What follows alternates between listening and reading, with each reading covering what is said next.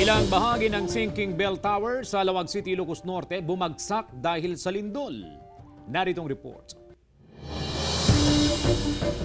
Nagbagsakan ang ilang bahagi ng century-old bell tower sa Lawag City dahil sa malakas na lindol kahapon. Ilang bricks ang bumagsak sa kalsada. Agad namang nilinisan ang kalsada upang hindi makaperwisyo sa mga motorista. Gumuho ang pader ng bahay dahil sa malakas na pagyanig kahapon. Ang pader at poste nito ay bumagsak sa katabing bahay. Wala namang nasaktan sa insidente. Nasa harap daw ng bahay ang may-ari na mangyari ang pagyanig. Nakaupo kami dito sa harap ng bahay namin. Biglang Bumagsak na. Bumagsak, sir.